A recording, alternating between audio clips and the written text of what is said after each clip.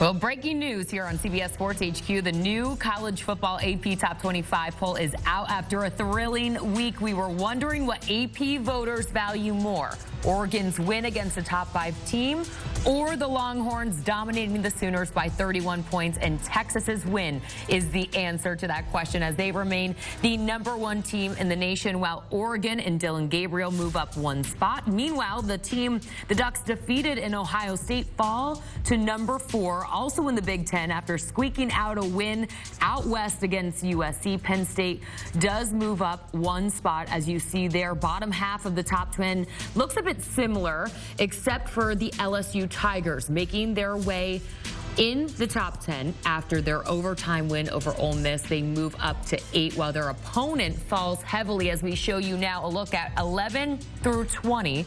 Despite their win to a struggling Florida team, Tennessee falls a few spots, as you see there. BYU, who remains undefeated, only moves up 1 spot in the latest rankings. And a look at the rest of the teams that round out the new AP Top 25 poll. You'll notice both Utah and Oklahoma did drop out of the rankings after the losses that they suffered this past weekend, while SMU works its way up in the rankings after their win to Louisville, moving up 4 spots. And for the first time since 1960, Army and Navy both ranked in the same AP poll. How about it? We're going to dive into all of this and more as we welcome you into our CBS Sports HQ studios. I'm Jordan Giorgio. Excuse me, joining me from afar is Emory Hunt and Brad Crawford. Brad, I'll come to you first on just your initial reaction to the newest rankings. LSU leaping 5 spots into the top 10 despite trailing the entire game except for overtime against Ole Miss. That's my biggest surprise. I think obviously the game of the night was Ohio State, Oregon out at Autzen Stadium. There is minimal separation between the Buckeyes and Ducks. I know Oregon won that game by a point, but Ohio State simply ran out of time. So I'm looking forward to potentially seeing that game again later this season. I love that we're finally putting respect on teams' play, on how they play on the field. When you look at Army, Navy, Iowa State, BYU getting their respect in this top 25 poll. Because at the end of the day, it's about what you do on the field, how you play the teams that are on your schedule, regardless of the conference that you're in. Put the best 25 out there on the list. I think this was an example of them doing exactly that. So I'm proud to see Army, Navy, Iowa State, and BYU get their respect that they deserve. Yeah, it is good to see. Let's go ahead and get into all that Ohio State at Oregon was, as you mentioned it there, Brad. Typically, this is a game that Oregon loses to a bigger and faster, more physical team, but they fooled most of us and showed us why they are one of the top 5 teams in the entire country. With how shaky, though, Penn State has been this season, despite squeaking out that win over USC, I get it. Can we book Ohio State and Oregon as our Big Ten championship game, Brad? What do you think? I think they're certainly the 2 best teams in the Big Ten right now, but Ohio State has no margin for error the rest of the way. They have to go to Happy Valley in a few weeks. They got to host an unbeaten Indiana team also in the top 25. And I think last night what really surprised me was Oregon's offensive line really came to play and kept Dylan Gabriel upright. You see Ohio State's schedule right there. They have some decent wins already, blowing out Michigan State and Iowa. Iowa had a big win yesterday, too, against Washington. But the rest of that slate, Jordan, still got to play Penn State, Indiana, and then Michigan, a team Ohio State has not beaten in 3 seasons. Yes, they do. It's not going to be an easy road, but I am here if we do see a rematch. CBS is the home of the Big Ten this year, so that Big Ten championship, if we do get a repeat of that game, will be on CBS this year. Let's go ahead and move into the SEC here. Ole Miss, LSU. What a thriller that was last night in Death Valley with the Tigers pulling off the win. Emory, what was going through your head watching that game, and how much more confidence do you really have in this LSU team?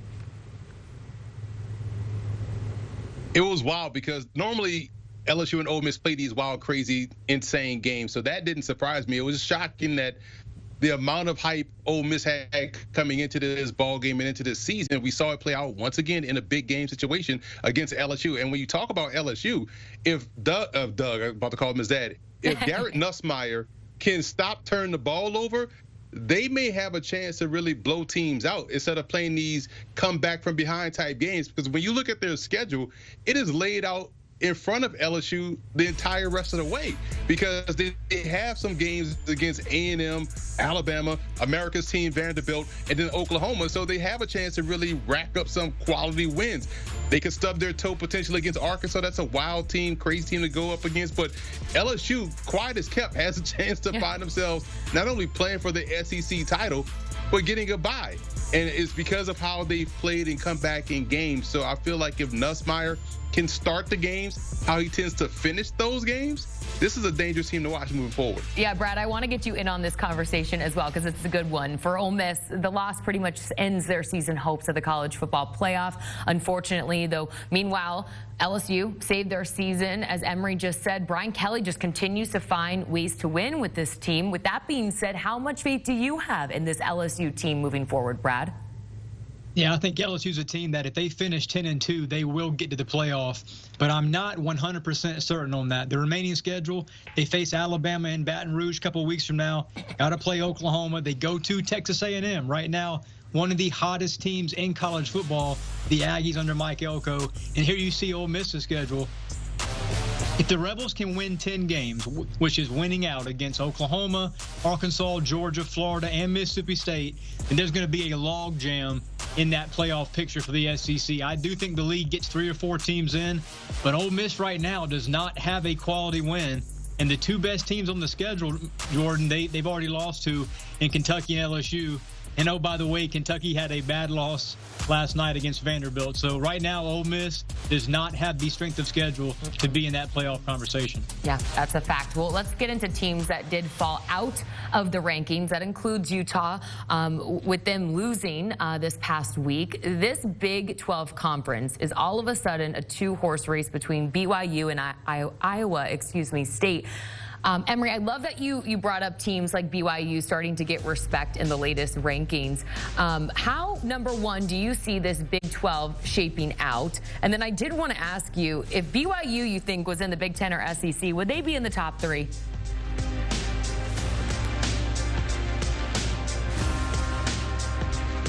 Oh. Hey, Emory, can you hear me? I can hear you. You said what I think about BYU get right. I think we're having a little bit of a technical difficulty. Iowa State and who?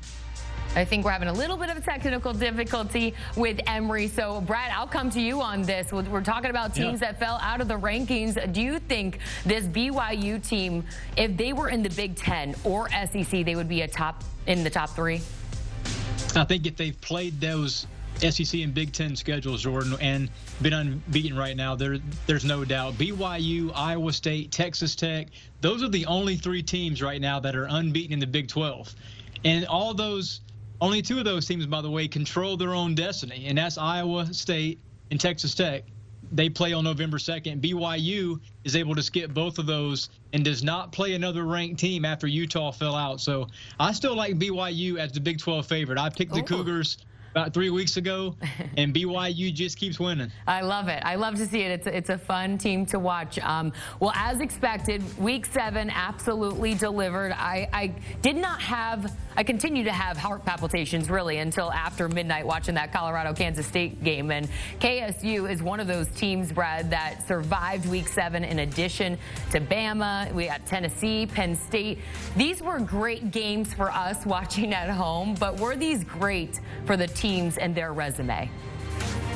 I think Kansas State winning at Colorado in the fashion they did was pretty big for a one-loss team like Kansas State. You know, they already had that setback against BYU, but going on the road, beating the Buffaloes after squandering a 10-point lead in the second half of that game, seeing Shedeur Sanders take the lead, and then K-State coming back. That's a huge win for Chris Klieman. Colorado's a pretty good team. They're going to get to a bowl game this season, and Kansas State's one of those one-loss teams in that mix inside that conference, too.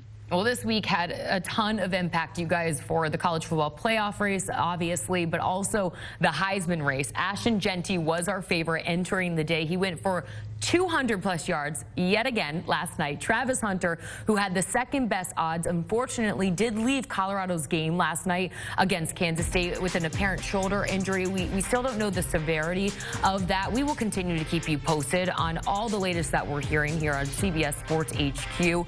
And then there's Miami's Cam Ward. He was on a bye this week, but at this point, did the Heisman Trophy race become clearer for you? Emory, I'll try you here if you could hear us. Do you have a favorite in the Heisman Trophy race, and did this race become clear to you after Week 7 play? Normally, I'm pro running back in this situation, but I will say Cam Ward would be my favorite because of how well Miami is playing. They're on the national scene. They're a team that probably should be ranked where Penn State is ranked, if we're being completely honest. But when you look at the quarterback position and how well he has done in terms of the style he has won some of these games and how they've won these games, and you talk about a potential team that could win their conference going undefeated, Cam Ward, to me, will usurp the running back. I know that I almost broke my jaw trying to say that.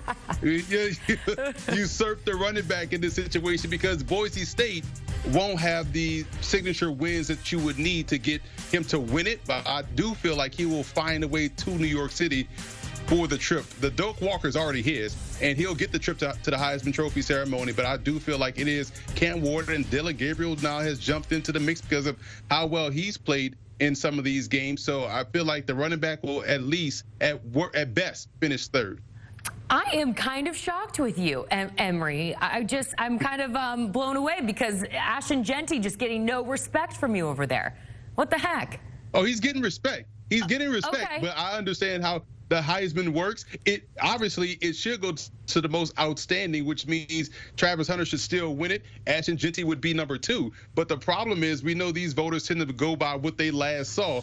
And if Boise State is not playing at the 3:30 spot on CBS, by the way, they're not going to give him his respect. And I think that's what's wrong with the Heisman Trophy voting process. So until they get that right and give it to the most outstanding player like it's outlined or etched in on the trophy, then we'll have to have these conversations because Jeanty clearly is doing something that no one has done since the 80s. Yeah, listen, I'll give it to you. You're making good points over there. Brad, where do you stand on this Heisman Trophy race? Who's your favorite? Yeah, he makes a great point. If Jeanty was the starting running back right now at Alabama or Georgia, he's undoubtedly the favorite. You know, I think Cam Ward and Cade Klubnik, they're going to play in the ACC championship game a few months from now. That's going to be a Heisman elimination game during that final weekend. Klubnik has 21 touchdowns since that opening loss to Georgia.